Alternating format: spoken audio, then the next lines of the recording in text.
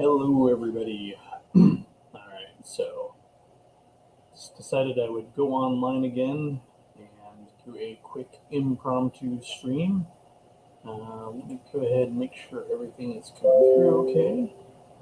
Sounds like my audio is good, and so looks like the video is good.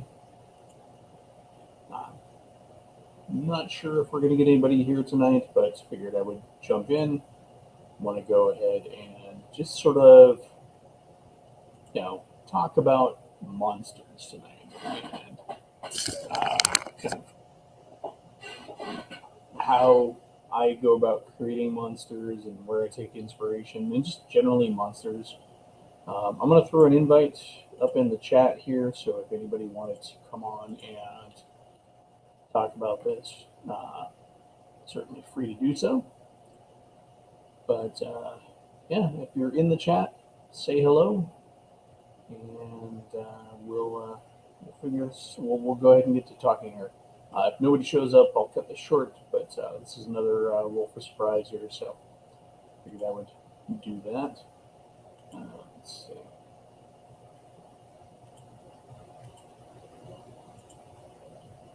see. So, anyways, as far as monsters go, I recently found myself at a point in gaming, especially with D&D, where I'm very unlikely, very unwilling to buy another monster book. I have so many monster books already, and I don't even have all of them that have been made. But I find myself using them less and less. And when I do use them, I'm maybe flipping through them for inspiration, but at the same time, I am creating a lot of my own monsters. And one of the reasons I wanted to talk about it tonight is that I had kind of been listening to some cryptid streams and folklore streams, which is where I get a lot of my monster ideas because it's just good stuff to pull from. And I had heard about a monster, and I looked it up, and I realized just how good of an idea this monster is for presenting a rather familiar monster that everybody kind of knows and loves. And in sort of a more primal setting, which of course is one of my favorite go-tos, the whole paleo fantasy bit. And so I was thinking that this monster would be a good substitute for a mind flayer. And so I'm going to pull this up real quick. This is not my art. Looks like the artist's name is Paulo. The signature is in the corner there. But this is a Brazilian folklore monster called a Cape Lobo. I'm probably mispronouncing that right, but what are you going to do? Anyways, the Cape Lobo is presented as this sort of cryptid anteater humanoid thing. And where I realized that this, and again, this is just kind of what brought up the stream. You know what? You might be right there, James. Let me check. I'm using a different computer than I normally do, so it's possible.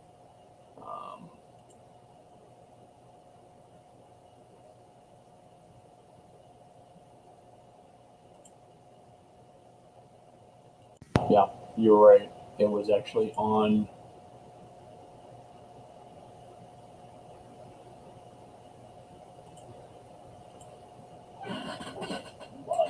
It may not be picking up my headset.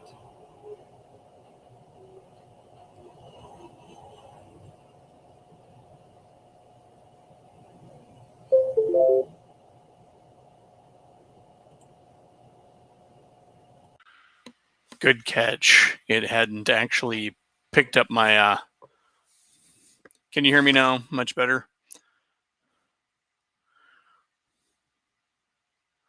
It hadn't picked up my headset. So hopefully I'm coming through better now. So kind of backtrack a bit, talking about monsters today, and I was going to kick it off with the monster that got me thinking about this today, and that is what's on the screen now, which is the Capilobo, which is a Brazilian folk monster. Evidently, it's a native Brazilian monster that has then kind of got picked up by the Portuguese colonists and stuff, sort of like how Sasquatch did in the Pacific Northwest. Anyways, when I heard the lore of this monster, I realized that it would be a great fit and a substitution for mind flayers in my paleo fantasy setting, um, where I don't want so much of a Lovecraftian feel, which is, I mean, let's no ifs, ands, or buts, but mind flayers are very Lovecraftian. Um, this thing does everything that a mind flayer would do, except for maybe a lot of the magic-y stuff, but it does have some natural abilities that give it some of those capabilities. So the Capilobo is a brain-sucking monster. You see, it's kind of got hooves and claws and big, powerful build and the head of an anteater. And what it does is it, you know, punches a hole in your skull and then slurps out your brain with its nose. But various versions of it give it a incapacitating, sickening stench, and other versions give it a scream that causes madness, which really is a great. If you put all that together, you have a mind flayer, but without the Cthulhu. Um, it's got the incapacitating abilities, the maddening screech, or the stench, or both. You could give it both if you wanted to. Kind of the you could do a 1-2 punch. Maybe the stench exudes well beyond its current presence, and that could start the players feeling, or the PCs feeling uneasily, and then as it got closer and went in to do its attack, it would do its screech, which would then, cause them to become incapacitated through their madness, and then of course, it does the brain sucky thing. But that's where this thought process started, and so, like I was saying before, I kind of am in the point in my monster career, my D&D career, where I almost never use go-to books unless I have a monster specifically in mind. Um, I'm not often digging through my monster books for unique and interesting monsters because I'm generally creating them on my own, and I'm taking inspiration from folklore and from myth, and just about anything that kind of crosses my mind. It's become really once you've done it enough, it just becomes really super easy. And I don't know if that's necessarily the right or wrong way for me to be doing it, and I don't know if it's really how what am I missing out on. I still occasionally go through my monster books and flip through them just to look for inspiration, but um, more and more I am turning to just making up a new monster when I need a new monster, and a lot of that is just done through reskinning, which is an easy trick that you can do. Um, again, this here is sort of an example of how you might reskin a mind flayer, but it's not really reskin because it's just a creature that does similar things. Um, it's a good way to keep your players guessing if that's a thing that you feel you need to do. Um, it's a good way to keep your worlds fresh, if that is also something you're seeking to do. I mean, there's nothing wrong with continuing to play in generic fantasy land. People do that all the time. It's just a matter of what you're looking for. But creating homebrew monsters and reskinning and doing minor variations is a good way to do things as well. Um, and occasionally I'll practice this by picking monsters, and then doing a couple of experiments to see what I can get out of that monster on a theme. Hey Fritz, welcome. Let's see. And so an example of that would be the Umber Hulk. I've always liked the Umber Hulk in D&D. It, by itself, it's got some cool abilities. It's not a slouch of a monster, but it also fits into some really cool themes with um, different folklores and different cultures as well. So with something like the Umber Hulk, I have uh, done two variations of the Umber Hulk at least that I can remember off the top of my head. Um, that are I did a Scarab Hulk, which is kind of an Egyptian themed one that you would find in tombs in association with mummies, and the Scarab Hulk. In addition to the normal Umber Hulk abilities, also carried mummy rot, um, because its big thing is it would dig into tombs and eat the dead, and often it would come across a mummy and then get mummy rot, but it wouldn't rot itself. It would just be carried. In a couple instances where I've used them, they were intentionally entombed in there as well, sort of like guardian monsters. And another version of the Umber Hulk that I did was based after the Jishin Mushi from Japanese mythology, which is the earthquake beetle. And so I did an Umber Hulk that could create sort of a vibration attack with an area of effect that caused damage. In fifth edition terms, it would be thunder damage out to a certain range, but it had a kind of earthquakey thing. Goblins, I've done variations on quite a few times. I've created like hagborn goblins, which are exactly what they sound like. They're goblins born to hags, and therefore they're kind of half fey, and so they have some magic resistance, and they use some fey tricks and stuff. Uh, and that's, I think, one of the easiest ways to start coming up with new monsters is to kind of pull an ability off of something else. Like the Hagborn goblins are essentially goblins with a magic resistance, and then um, essentially the attacks of like pixies and sprites, where they have the knockout arrows, the sleep darts and stuff like that. Um, Now you could do that without the being Hagborn. Your particular band of goblins, instead of being all about the killing, could be about the stunning and the sleeping, and have their own sleep darts and stuff like that as well. And then you just need to pull that ability off of the Fey folk that you're going to use and put it in there with the goblin. Um, Fifth edition's made it incredibly easy because we have a data-based system with D&D Beyond, where you can literally just cut and paste abilities off of monsters for real quick um, reskins or homebrews. And in fact, they even have the tool built to where you can grab a template and start there. Like, let's say I want to do a variation of a goblin, I can pull up the base stats for a goblin and then start start working those. Now with fifth edition, that's kind of necessary because fifth edition is pretty mechanics heavy on monsters. Older editions of monsters had less specific language used in them, and so it was really easy to just kind of come up with things off the top of your head, or just sit down and write them down on paper. So I guess from here really comes down to, I guess, more the why and the how of designing monsters. Like, why you're going to want to do it, and when should you do it. I mean, when you should do it is really anytime you want, but when is it particularly effective? That's going to be when you really feel the need to break out of the same old with your campaign, or if you're really looking for something to challenge your players, or just to spice up your setting.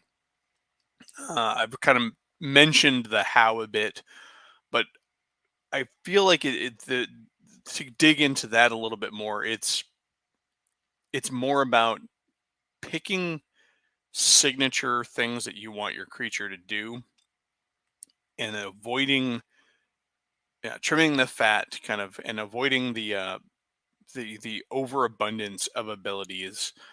It can be tempting, for example, if you're going to create a fire-based creature, to give them all kinds of fire-based abilities. But if you start doing that, then it becomes difficult to play, or to run as a DM, because you have to remember all of those abilities, and you're probably not going to, and you're probably only going to use a couple of them that really stand out, anyways. So it's best to stick to those ones that do stand out, those ones that really, really sell it. And I'm going to say also that a lot of the things that you might be tempted to just write into the description of the monster are things that you can still improvise on the fly. And if your monster is thematically strong, it's then your players probably aren't going to care, and they're going to, it's just going to enhance play anyway. So if we're going back to the fire creature again, if I gave it a fire attack and a fire defense as its two written up mechanical abilities, but then I also had it start to light things on fire, or even had it start to control flames or something in the area, those two extra abilities make sense. But even if they weren't written on the monster in the first place, and then I just kind of came up with those during play, it's more than likely going to enhance the experience for the players, uh, rather than detract from it. And your players probably aren't going to be any wiser, especially if it's a homebrew monster. This also allows you to make that monster, um, kind of save it from itself. Like, for as much as you're going to try to plan and create your monster ahead of time to be effective, once you get into the game and you may realize that the monster is not as effective as you thought it was, you can then spice it up with some of those abilities. But that's easier to do if you have a strong theme for your monster. Hey, Pulp Alley just joined us. I don't know if this is Dave or if this is Bessie or both, but hello. Um, so yeah, I mean, when you are, and I'm not talking about kind of fudging your monster because you want to pull one over on your players, like, oh, they're killing my fire monster, I better make it do extra crap so it can win. No, it's saving the encounter when you just didn't, you forgot to carry a one on your monster, figuratively speaking, and it just, you slipped up and it's not what you wanted it to be. And so you're adjusting it to kind of make it run right. You're adjusting the carburation on your monster so it runs a little smoother. Yeah, I'm not a car guy, so hopefully that didn't sound stupid. But and then of course from that thematic standpoint, once you've got that established, then your monster's great and you can play it and your players will remember. Um, and they'll hopefully talk about it, and it'll be something unique to your game and to everybody else. That they talk to, they'll be like, "Oh, that sounds really cool." I mean, if I talked about my players getting attacked by this giant anteater Sasquatch that sucked their brains out, that's going to sound crazy.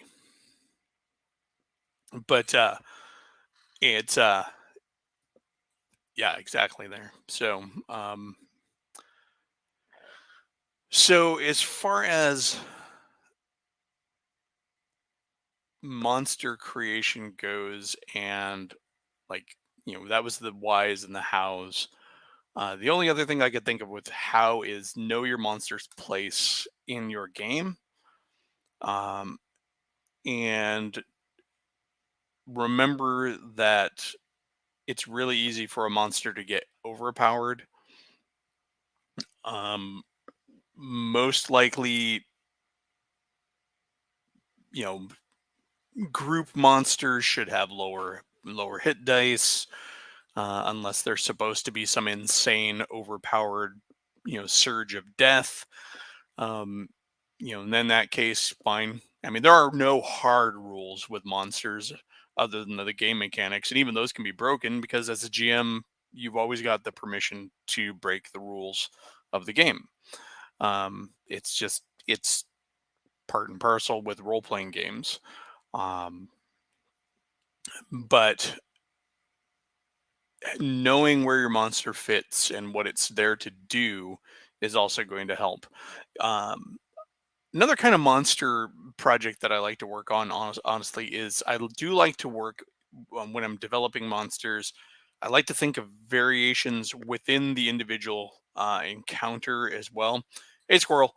Um, just a reminder also, there is a link up at the top of the comments if anybody wants to come on and shoot the shit about monsters. But doing minor variations within your theme on your monsters is always a good idea. And this is especially useful with monsters that don't at their base have a lot going on with them, like humanoids and stuff like that, or simple creatures. As long as it makes sense, then having those variations can improve those encounters. And this is not new. Back in AD&D, you'd read a monster description for an orc, and it would say for every X number of orcs, there's going to be another orc who's going to be 3 hit dice, and he's going to be a sub leader, and then there's going to be a guy with 5 hit dice, and he's going to be a leader. And for X number of orcs, there's going to be a cleric, and he's going to cast spells as a blah blah blah level cleric. And you might have a wizard as well, or you might have a shaman, and he has the powers of a wizard. And they go through that kind of stuff too. But you can also do variations, especially with intelligent monsters. Humans have different troop types and different specialists, and there's no reason you can't do that with your monsters. If you are, for example, going with the base goblin, maybe you have, goblin sappers. These goblins are particularly good at doing siege works, and this is a talent that they have expressed based on their normal tendencies for mining and burrowing. And so this particular group of goblins that's attacking this town, they have sappers. And so you can write them up with some minor variations. Maybe they have, they're armed with picks, and they've got some heavier armor or something like that. You often see like I was mentioning with the orcs, you'll see guards and stuff as well. Um, but don't forget the fantasy. It doesn't have to always just be like a specialty trooper. You could have, Warhammer was always actually good at this. The Warhammer universe was good at this. You'd have goblins, and then you'd have crazy goblins who ate shrooms and went crazy. And then you've got, the ball and chain fanatics and stuff. The dreaded Alyak. There you go. I mean, why not? You have owlbears, right? I've mentioned one that I always have to remember is, where do you get monster ideas? Is misspoken monster names can create new monsters. My campaign setting has pack hunting wyverns because they're smaller wyverns that hunt in packs, because a player mispronounced wyvern at the table as wolvern once, and it just like, all right, there's wolverns now. But and we see this variation on theme and stuff even in the old games. Somebody came up with the lurker above, and then somebody's like, well, great, lurker aboves are cool, why can't we have lurkers above that are lurkers below? And so then we got the trapper, and then later on we had the spanner, which was uh, a creature that appeared like a bridge and would chuck you off of it.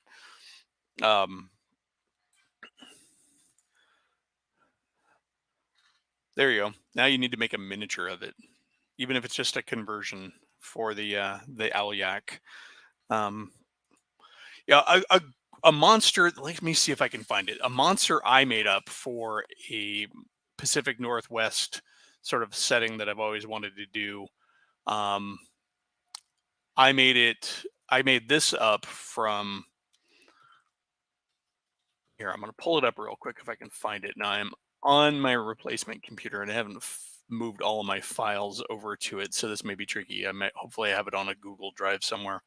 The last impromptu stream I did actually fragged my other computer. I ended up burning out my processor trying to run Dungeon Draft and StreamYards at the same time.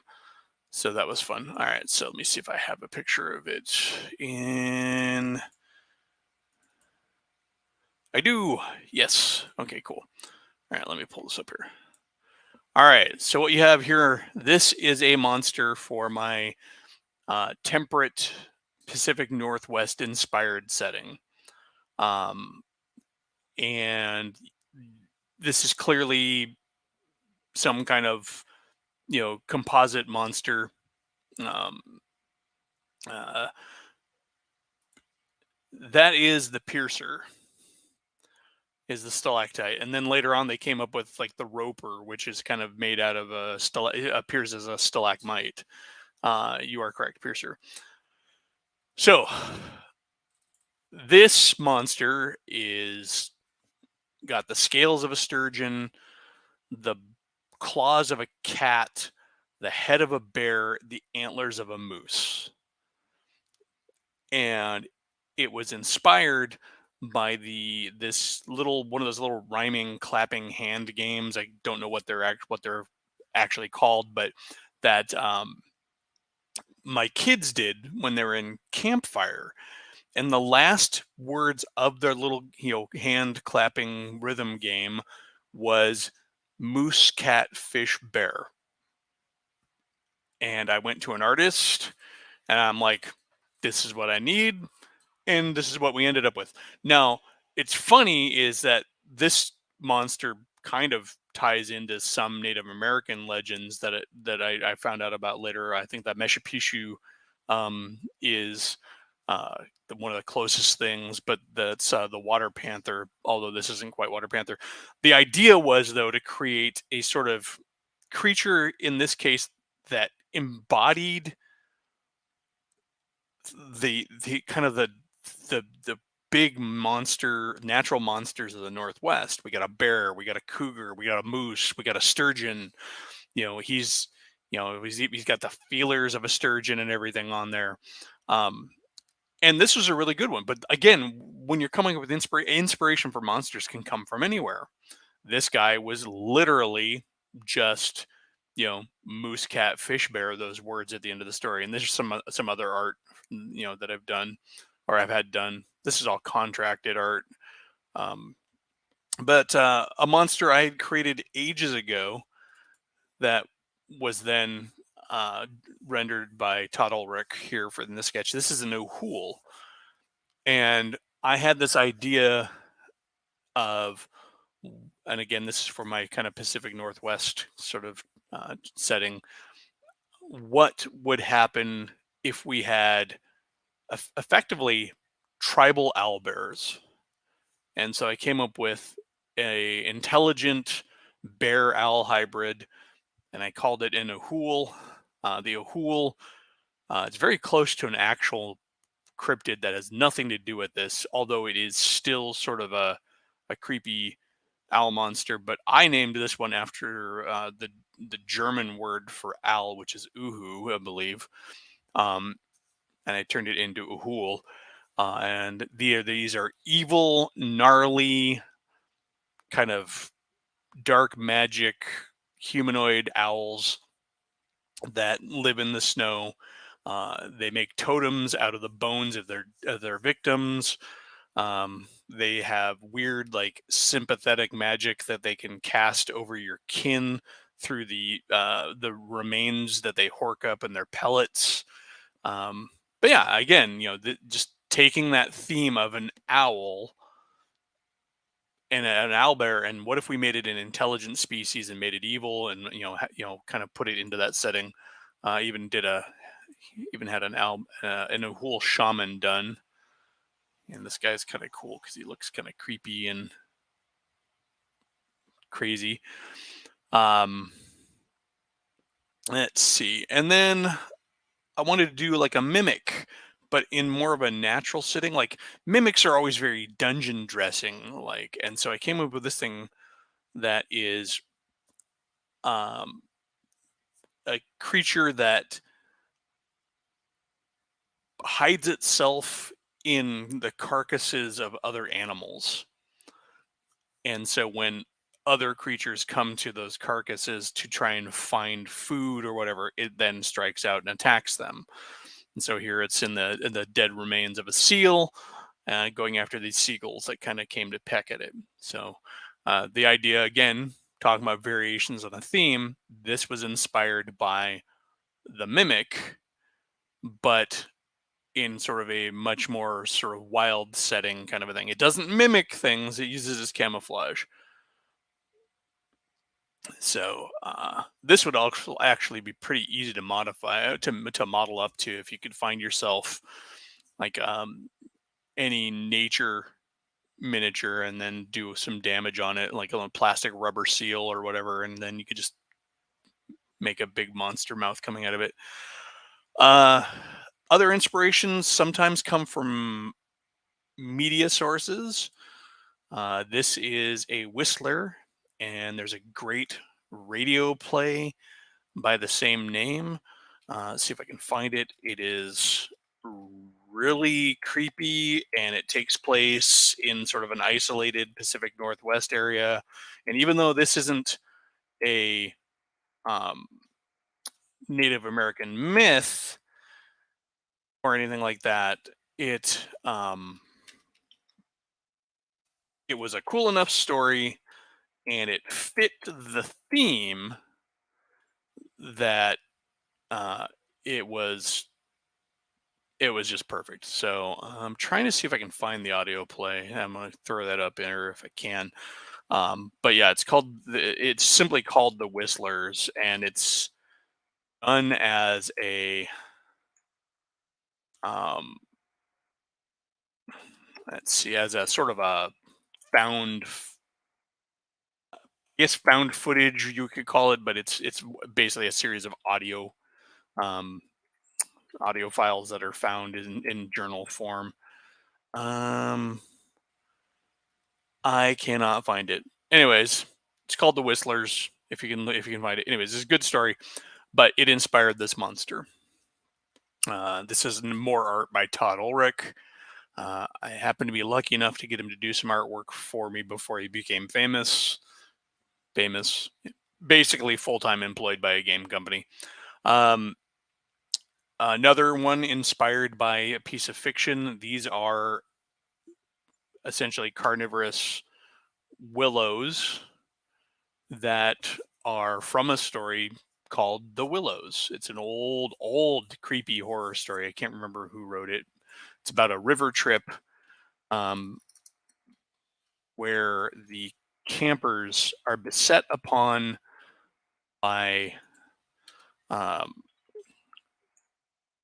essentially creepy little.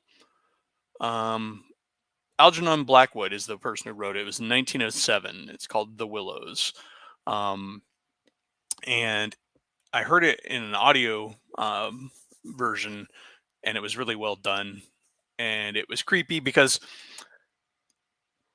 the essence here is that as you're traveling, parties are going to camp, and little bits of shrubbery and stuff are everywhere.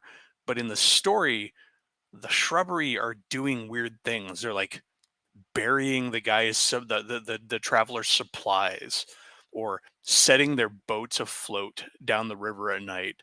At one point, they do digging in the middle of the night and change the river embankment to where they don't know that they're. It looks like they're in a different place. Um, General nut, these are described very differently because they're little willow shrubs instead of willow trees. And yeah, in this, it was a kind of an odd one to have him illustrate, and kind of tricky to pull it off. That's why we've got the willow shrubs in the picture, and then the dead things, because effectively they would kill you and then eat you and then bury your bones. Let's see. Kind of focusing on some of the stuff I've had artwork for. Um, Sometimes you just have an idea that you come up with a monster for, and you produce the wizard moose. Um, Kind of a creature of the forest, another kind of weird chimerical monster here. Moose antlers or elk antlers. Front legs are those of a bird, and then he's sort of got a human face with some charms sewn into his, woven into his hair. And the working inspiration for this was simply wizard moose, and that's where I had the artist run. Um, I liked the idea of walrus humanoids. So this is something I made all the way back in the second edition days. I actually had an illustration of this I drew myself, but I had Todd Ulrich do an art piece for me on this one. And these guys would be, again, thematically sort of Pacific Northwest kind of critters, cold, temperate, subarctic critters that could be harassing your players. Um, but yeah, I don't want to go too much into just showing off all the nifty monsters, but it comes down to having that concept, that theme, and then where do you go from there? I even had a couple of tribes done up for the setting. These guys, the working description, the starting description on these guys were cold climate Aztecs is what I gave him to work with, and then I threw some notes at him to work through on this one. And so on these guys, they've got, like, he's wearing a giant porcupine skull, and he's got a cape of porcupine quills with like tooth armor and bone slat armor, very primal. And then this is another one. These guys are sort of little guys who wear masks and tree twig antlers and cover themselves in layers of evergreen needles to where they look shaggy, and they pretend to be monsters, but they're just small humanoids that live in the woods. These are kind of a fun one, but yeah, so the point there is kind of start with a simple idea, work it through, come up with something that makes sense. Internal logic is your friend. Think about the structure of your monster, why it is the way it is. This is a PNG, so it's got the weird crossing. This is a flightless bat that crawls up cliff sides using the remnants of its wings, and then jumps down upon weary travelers. So this was one of the few pieces I had done. Does not want to get bigger. It's one of the few pieces I had done that was done with any kind of an environment. Here's the non-PNG version, so you can see it a little bit better. But it's got some unsuspecting adventurers down below that are getting pounced on. But and then we had burrowers. These guys are big dudes who would bury themselves along game trails, and their poison spikes would be sticking out, and you would step on them, and then you would become poisoned, and then they would come out and get you. A race of giants. This piece of art I wasn't too thrilled with. This kind of came out as just looking like a hill giant, and it wasn't what I was going for. I had a race of cursed raven folk. They don't have flight anymore. And this one was done up to mirror the Echo. Mirror, and Jim, I see you snuck in here as well. Mirror the Salish people's clothing from the Pacific Northwest. Specifically, you can really tell with the carved wooden hat. Then I did a variation on the flying head, which is a northeastern native myth. They have these giant floating heads that bring pestilence and stuff. So um, I it was this was an interesting one because I wanted to have it.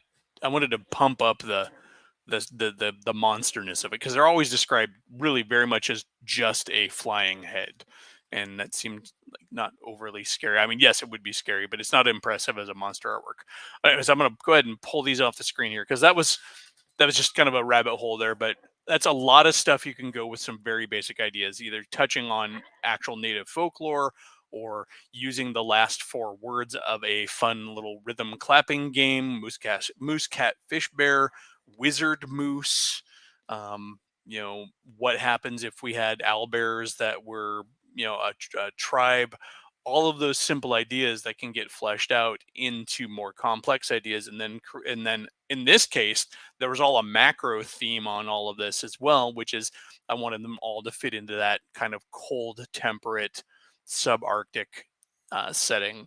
Um, Never went anywhere with that project, which is sad because I mean I spent money on the art, but it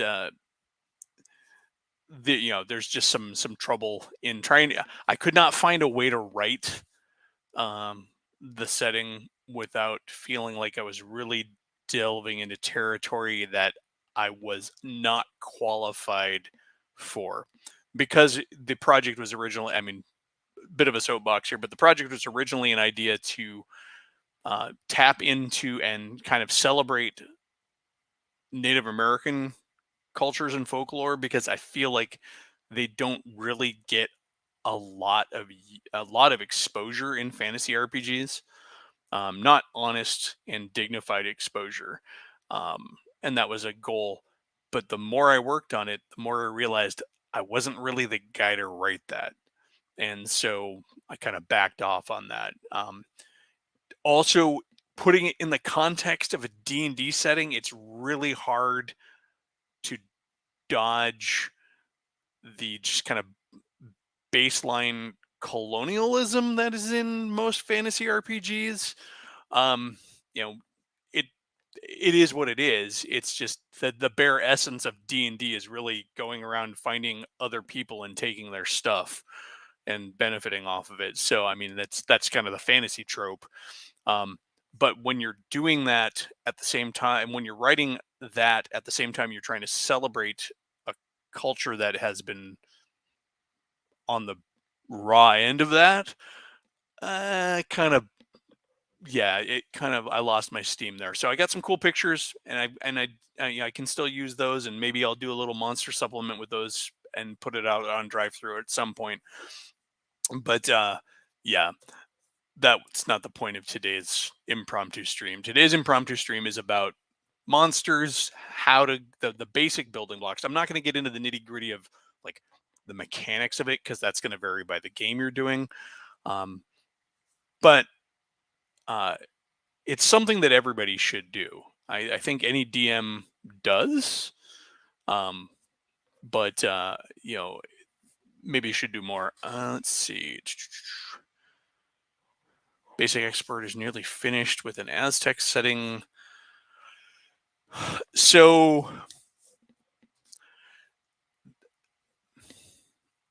yes, I've seen him. I've seen his stuff. There's actually been some good stuff done for Aztecs. There's one that was put out. I think it's by Frog God. Might be Goodman because I always confuse them in my head. I'm pretty sure it's Frog God. Um, and it was really well done. The guy who wrote it spent like 2 years just researching it alone before he started writing it. I did back the Kickstarter on that one. They did it as multi-system too, so you get it in fifth edition, and you could get it in old school stuff. And the neat thing is they did a world book that was system agnostic, and then you'd get game guides for the mechanical side of what you wanted. So that was kind of good. I'm trying to remember what the name is. Let me pull up my Kickstarters here and I can get that for you.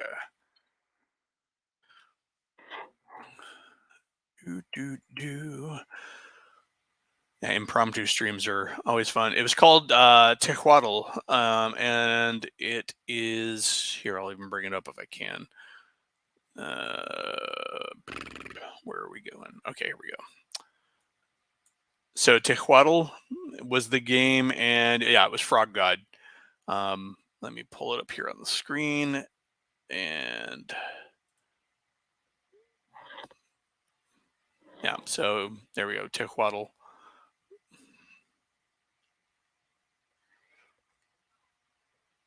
You live in the north, so I really like your stuff. Yeah, I I'm from the Pacific Northwest myself. I was born and raised in the cold wetness, and I grew up with that stuff. Growing up in the Seattle area, it's there. It's part of the everyday speak. Um, we all grow up with Bigfoot myths. You know, we listen to we I spent my entire life surrounded by place names that were references to tribes and peoples. Um, you know, it was yeah. So I get it. I would like I would love to write that setting, and maybe someday I'll find a partner who can maybe help me with it and give it some legitimacy. Because I don't want to step on anybody's culture. Also, by the nature of a gaming product, it's probably going to be a bit broad strokes. And one of the things that you can always run into trouble when you're doing fantasy stuff based on real cultures is you can kind of really step on some toes in presenting too general an interpretation of things. Even my setting that I was working on borrows not just from the cold, temperate West Coast, but the cold, temperate East Coast. There's tons of stuff in there with the Iroquois legends. You've got, the Wendigo. Um, you've got, gosh, that's also where the Meshapishu is, I believe. So you got a bunch of other stuff up there. Uh, you've got so many variations, so many monsters that you can pull from it, so many traditions. But when you're writing this stuff, it's tricky because you're writing game material and sort of you're not making fun of, but you're capitalizing on belief systems that are still in operation. Um, these are it's folklore and it's myth and it's neat and it's kitschy to me, but to somebody else, it's their religion. And I got to respect that as well. So if I were ever to tackle this, I would need to at least find some find a native voice I could have at least look over it and read it and help me avoid doing wrong. And by wrong, I mean actual wrong, not perceived wrong, but actual legitimate wrong. I want to respect somebody's culture, but again, that's not really the point of today's stream. But I kind of went there. But anyways, um,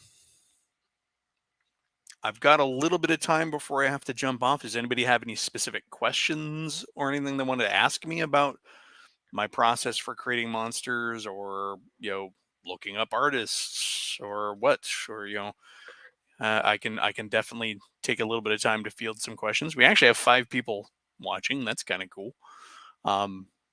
Again, the link is there if you want to jump on and talk. But yeah, if not, then we can call it done and have another quick impromptu stream under the belt. I've got another one. I've got an actual planned stream scheduled for Sunday. I may end up being a little late. It depends on how long it takes my tech guy to get the drive pulled from my old computer and put into my new one. And then, but that Sunday stream is going to be about my experience with the business of making miniatures. How did I find artists and how much? Okay, so finding artists Um, God, it's been so long. So Todd Ulrich, when I first found his artwork, he was, um, he was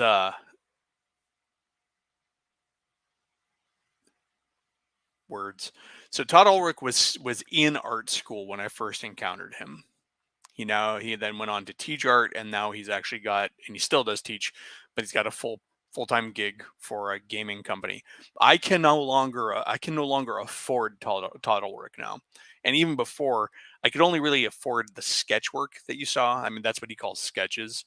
Um, but the place to find artists, honestly, is look at places like ArtStation. Um, you can look at DeviantArt. I mean, there's a lot of stuff there. Um, Even when you're just tooling around on Pinterest, you can find artists. You can track back to who they are. Um, the other thing to consider that I found out is that some artists will license you their work, even though they won't sell you work exclusively. So you might be able to get the use of some of their art for a project. Um, the stuff that you saw there that I was showing generally ran me about $50 for a single character creation, single character picture. Um, if I had multiple characters on a piece and there was too much environment, the price would go up to about 100. Um, and I can show you actually some of the stuff I did for my miniature work.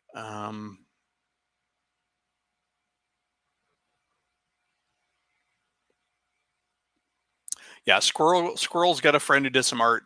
And of course, are with artists, you want to find somebody who has your style too, or the style you're looking for. Todd Ulrich's art. I actually started working with him on miniatures projects, and I'm wondering if I can even find any of that art without having access to my old drive. But um, the finding artists that are new is always a trick.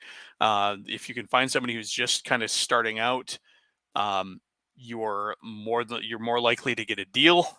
It sounds kind of dumb, but once they start making money, you're less likely to be able to uh, offer them the money that they're going to need to keep working for you.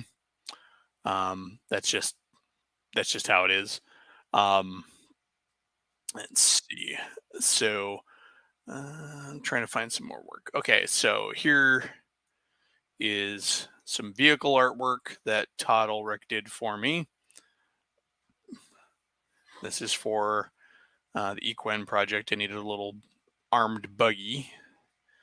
Um, and this cost me about 150 because I needed several iterations, several angles. Um, hey, Grumpy. But yeah, so Deviant is good, and ArtStation is good. Uh, you're gonna get told no. Respect the no. Respect that artists need to eat. Uh, it's okay to work with artists for cheap as long as you're not ripping them off. Um, you know, there's a big move for folks to look for cheap art, and you can get it cheap, but understand that when you get it cheap, you're also usually undercutting somebody who probably could use the money to live off of. Uh, um, and that's just thing. The other thing is realize figure out what you can do with what. So the sketches that I showed before are cheaper. Sketches I showed before are cheaper, and therefore, but they're still very nice monster art. I got another bit here. Not this one. Come on, where is it? Okay.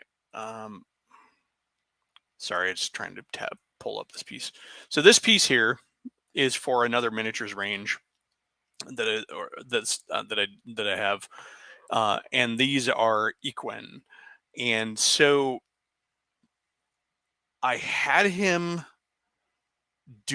I wanted him to do some in action pieces of art. And while this isn't super clear, in support of other clear art, this is perfectly usable. You could put this on a page of a game book and it would stand on its own. You can see what's going on, you can see who the characters are, and especially if there's a clearer picture elsewhere, these would really work. This would be relatively inexpensive art wise. That is one frame of a larger piece of sketchwork that he did for me that I just kind of cut and pasted off of that frame. Um, there are, just know what you need to use, shop around. There's a reason why game companies tend to use, um, uh, why game companies tend to use uh, multiple artists for things. Um, and that's because, you know, one guy may be good for fairy art, one other guy may be good for dragons. Um, one guy may be booked up. One guy may have gotten suddenly popular and therefore his prices go up. Let's take I mentioned with Todd Ulrich. I've had artwork done by Jared Blando. If the name doesn't ring a bell, he's big on maps now in games, and has even written some books on how to do like world mapping and stuff like that. Um, I have concept artwork that was done by him when he was just a guy tooling around on the game boards. Um, and had posted some good artwork. Um, and you can find artists to do just about anything. I mean, I have custom flags that I had done for a made up nation that were really solid as well. Unfortunately, I lost the original files, and so I only have low res versions of them. So I don't have anything that's high res enough to have printed anymore. But yeah, so that was a good question. But I kind of went far afield on that one. And thanks, Dave. The ones I've been posting today are not my pictures, but I have posted my own pictures in the past, and I think I've been interacting with you long enough for you to know, to probably have seen a lot of my own stuff from back in the day. I mean, I do monster art. I used to draw a lot of stuff when I was younger. Let's see. In fact, let me see if I can pull up some of my own stuff here while I got folks on here. Go back to my old blog that I used to do. Let's see.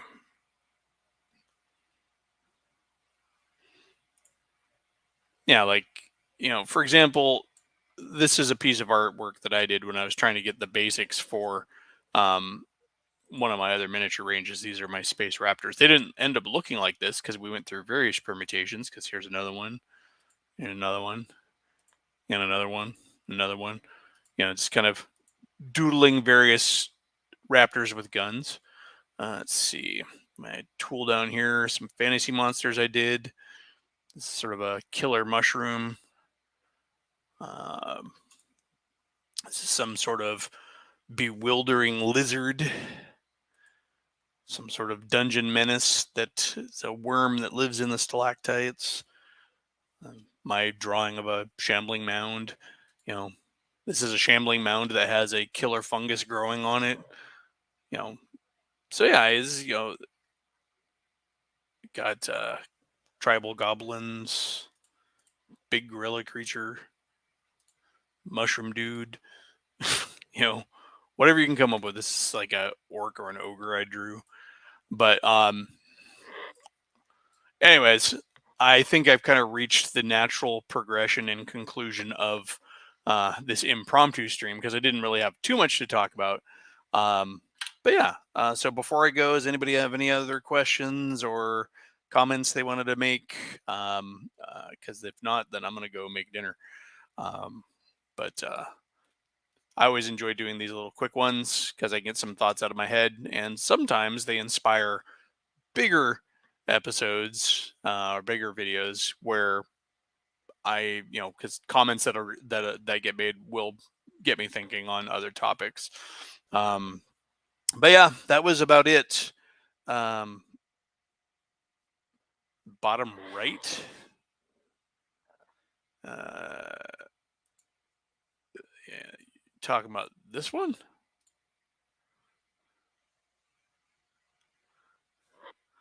General, that you talking about this one? This guy on the bottom right. Why is it doing that? Stop it.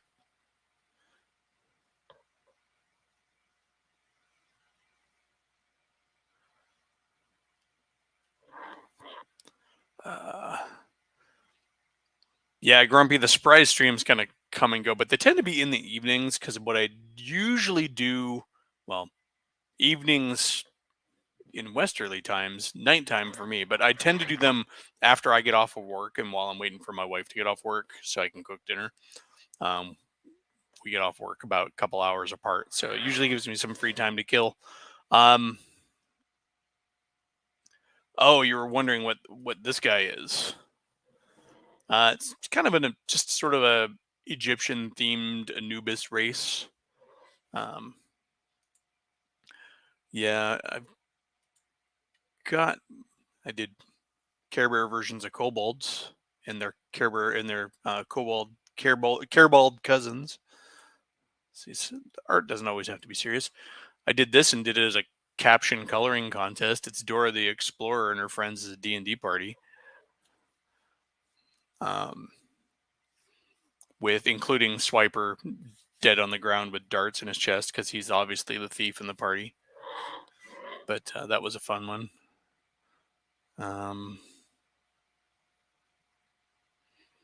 Let's see. I've also done technical drawings before. Space transport, worker module, hover tank, gunship.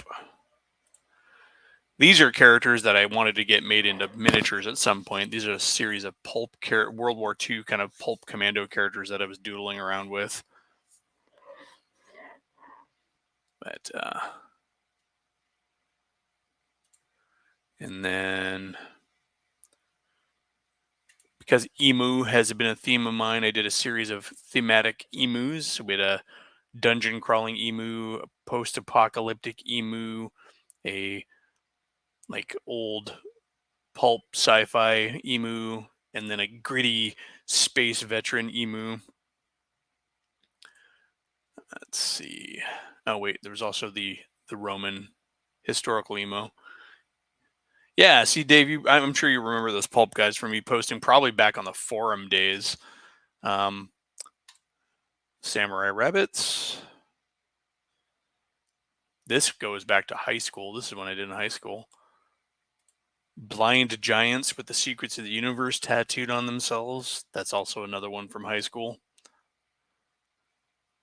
A pumpkin undead monster. Piece of cheesecake that I did. That one was fun. This one actually got booted off of Discord when I tried to post it because it was too racy. Sci-fi illustrations, war droids, bunker assaults, gunfights with space pirates. Anyways, yes, I like to draw. I draw monsters. I have been known to create some artwork from time to time. But anyhow, I'm going to call it quits. Now I just feel like I'm showing off aliens playing poker.